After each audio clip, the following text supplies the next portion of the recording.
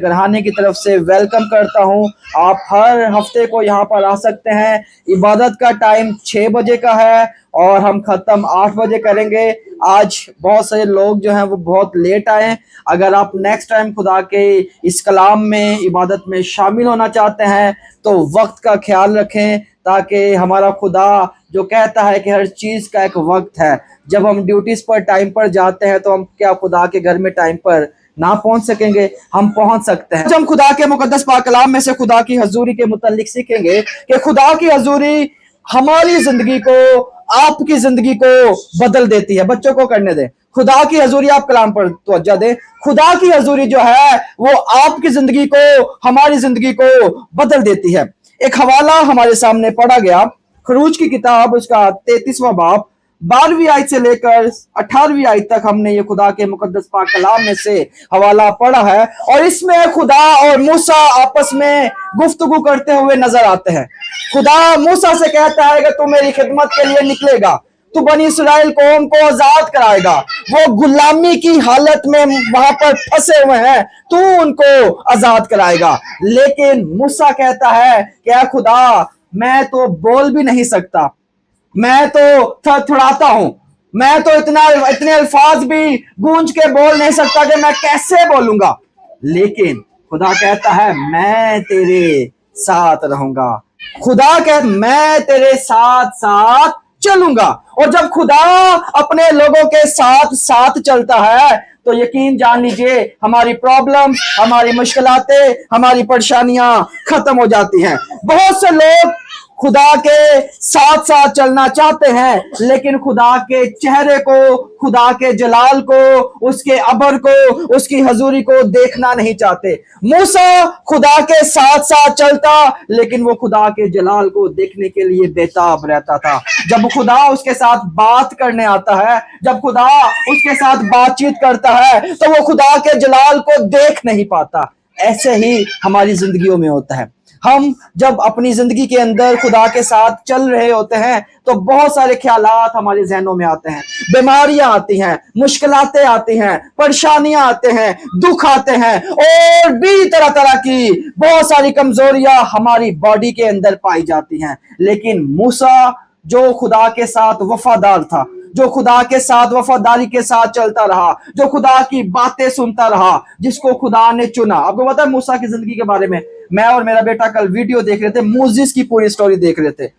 Moses जब फिरौन हुक्म देता है कि सारे बच्चों को कत्ल कर दो, उसकी माँ उसको एक छोटे से टोकरे में डालकर उसको पानी में बहा देती है। एक माँ का प्यार है, वो नहीं चाहती कि मेरे बच्चे को नुकसान पहुंचे, वो नहीं चाहती कि मेरा बच्चा इस दुनिया से चले जाए, वो नहीं चाहती कि मेरा बच्चा जालिमों के हाथों से मारा जाए। वो उस बच्चे को पानी में बहा देती है और अपनी बेटी मरियम को कहती है कि जा देख इसको, कौन इस बच्चे को पकड़ता है या इस बच्चे के साथ क्या होता है। वहां पर फिरौन की बेटी होती है, बहन होती है, वो उसको संभाल लेती है, वो उसको पकड़ती है, वो उसको पालती है। जब मोसेस बड़ा हो जाता है, जब उसको मालूम होता है कि मैं तो एक गुलाम खानदान से हूं, मैं तो इस्राएली हूं, मैं तो खुदा की चुनी हुई कौम से हूं, वो क्या कहता है? वो वहां से भाग निकलने की कोशिश करता है। वो अपनी कौम को बचाने के चक्कर में किसी का कत्ल कर देता है और वहां से भाग जाता है। और जब वो वहां से भाग जाता है,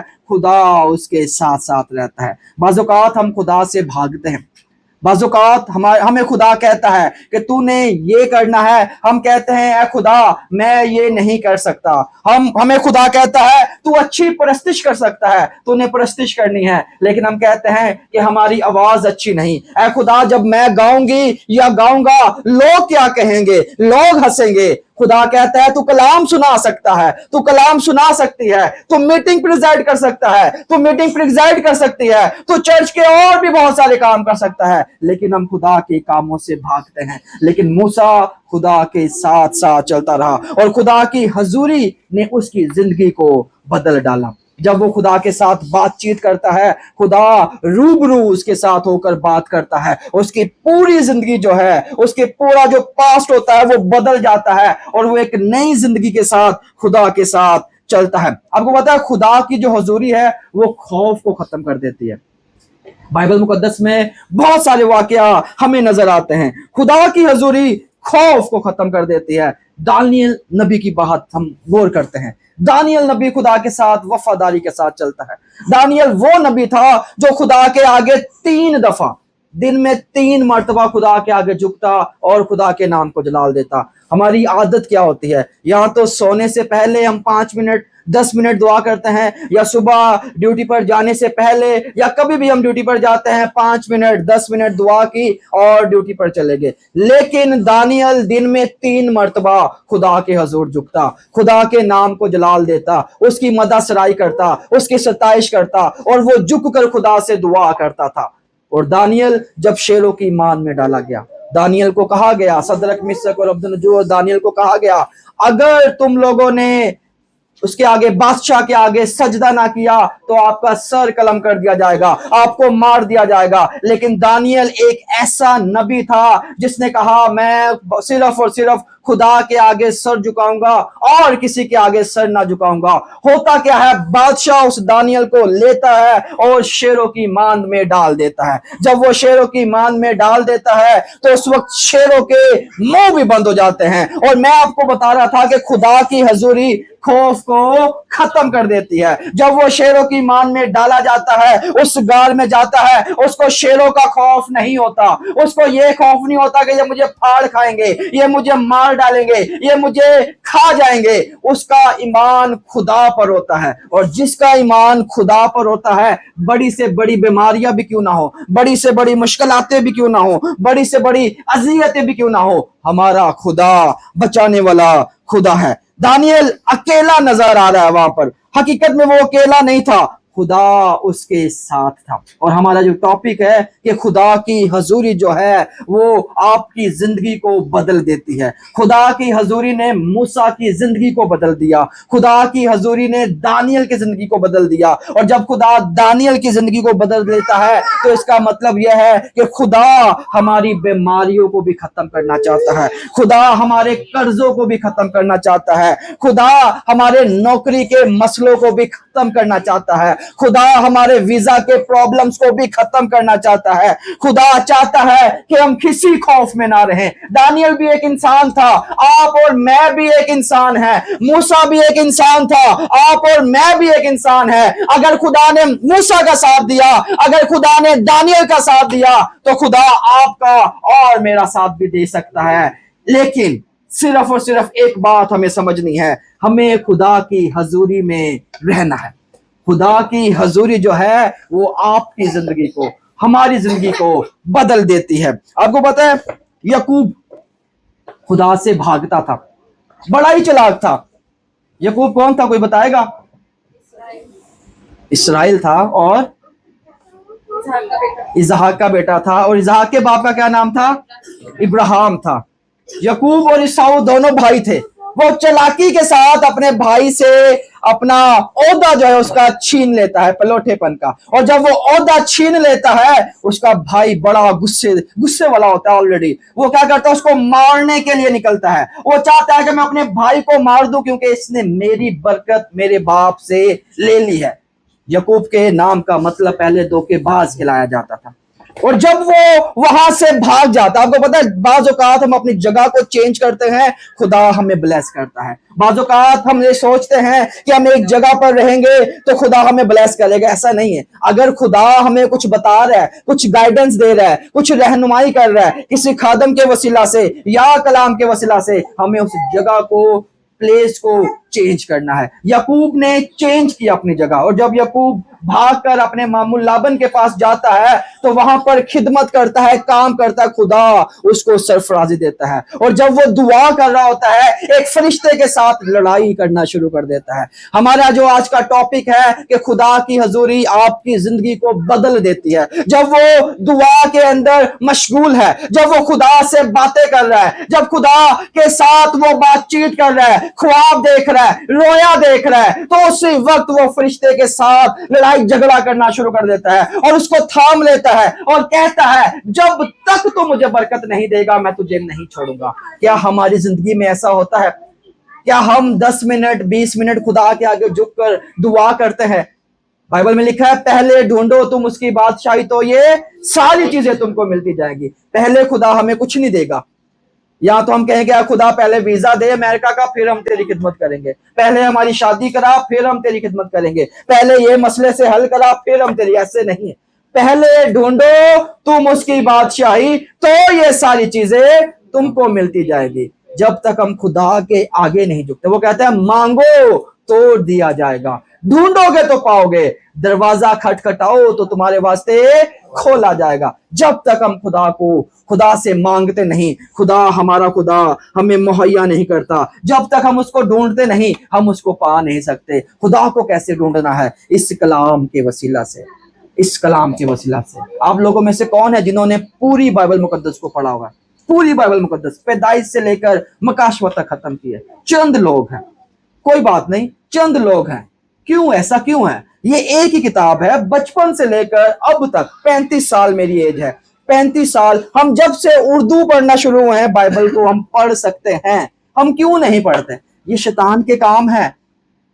राह, हक और जिंदगी, यीशु ने कहा मैं हूं। हम जिंदगी को नहीं पढ़ते। इब्तिदा में कलाम था, कलाम खुदा के साथ था, कलाम ही खुदा था। आसमान और जमीन टल जाएगा, लेकिन खुदा के मुंह की बातें हरगिज नहीं टलेंगी। हम फिर भी खुदा के कलाम को नहीं पढ़ते। खादम बेचारे बोलते रहते हैं, हमारे माँ बाप बोलते रहते हैं, हम नहीं पढ़ते। क्यों? क्योंकि शैतान नहीं चाहता कि सच्चाई से खुदा के लोग वाकिफ हो जाए। कलाम में लिखा है तुम सच्चाई से वाकिफ हो जाओ और सच्चाई तुम्हें आजाद करेगी। और सच्चाई क्या है? ये खुदा का कलाम। जब हम खुदा के कलाम को पढ़ते हैं, उसकी हजूरी में बढ़ते हैं, उसके कलाम में भरते हैं और उसके नाम को इज्जत और जलाल देने के लिए तैयार रहते हैं। आपको पता है खुदा की हजूरी कुव्वत बख्शती है, खुदा की हजूरी ताकत बख्शती है। पतरस जो खुदा के साथ साथ था और इतना जोशीला था कि जब वो यीशु को पकड़ने आए तो अपने बयान से एक छुरी निकालता है और सिपाही का कान काट देता है। इतना जज्बाती था। लेकिन यही पतरस यीशु का 3 दफा इनकार करता है। सुनिएगा, यही पतरस यीशु का 3 दफा इनकार करता है। और जब 3 दफा इनकार कर लेता है, जब यीशु मुर्दों में से जी उठते हैं, पहले तो वो 3 दफा इनकार करता है, जब यीशु मुर्दों में से जी उठते हैं, जब वो 40-50 दिन तक शागिर्दों को दिखाई देते हैं, तो यीशु पतरस से कहता है कि ऐ पतरस, क्या तू मेरी भेड़ें चलाएगा? ऐ पतरस, क्या तू मेरे भेड़ों की गिलाबानी करेगा? ऐ पतरस, क्या तू मेरी भेड़ें चलाएगा? वो 3 दफा इनकार करता है, लेकिन यीशु उसको 3 दफा इकरार में बदलवा देता है।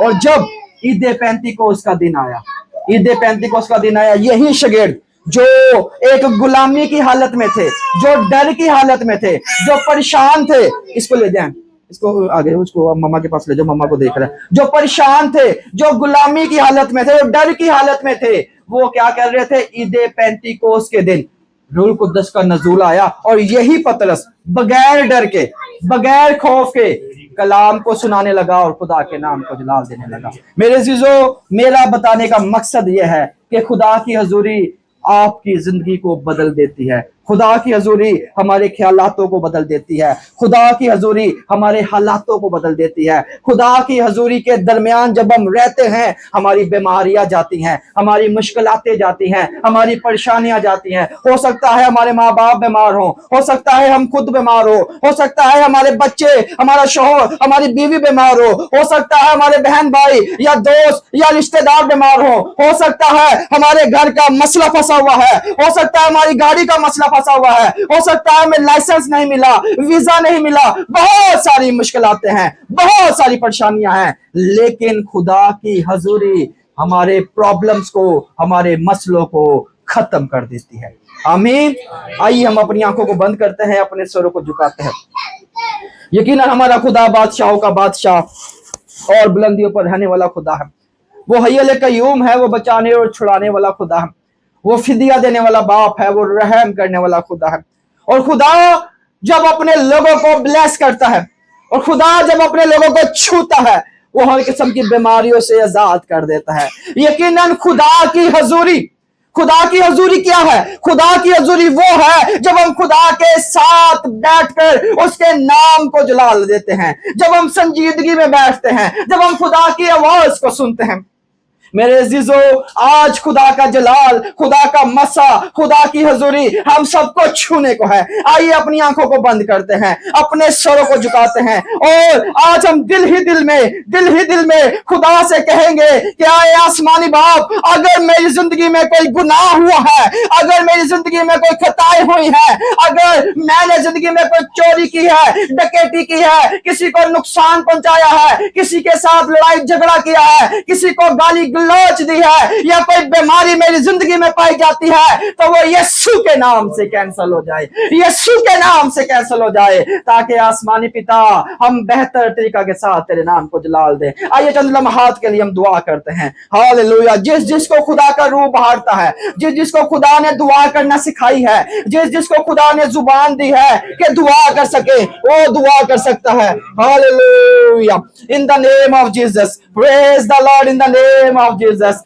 हालेलुया। आए आसमानी पिता, तेरी शुक्रगुजारी बजा लाता हूँ इस घड़ी के लिए, इस मौका के लिए, इस वक्त के लिए जो आपने हमारी जिंदगी में बख्शी है, ताकि हम तेरे नाम को इज्जत और जलाल दे। आसमानी बाप, आज के दिन के लिए शुक्रगुजारी बजा लाता हूँ, इस प्रेयर मीटिंग के लिए आसमानी खुदा, इस सारे वक्त के लिए, इस घड़ी के लिए, ताकि हम खुदा मिलकर तेरे नाम को जलाल देने को है, हम मिलकर तेरे नाम की मदद सराई कर रहे हैं। आसमानी खुदा, एक एक घराने के लिए मैं तेरी बरकत को चाहता हूँ। हालेलुया। भाई वकास के साथ मिलकर दुआ करते हैं। हालेलुया। Praise God. खड़े होकर दुआ करेंगे। लंबोरा बाला से कंदोरा बाबा। Yes hallelujah. Yes hallelujah. आसमानी पिता, हालेलुया, हालेलुया, हालेलुया। आ जाती है। मैं गुजारी करता हूँ इसी तरह हम दिलेरी के साथ खुदा को तेरे नाम की जय जयकार करें, तेरे नाम हालेलुया, हालेलुया, हालेलुया।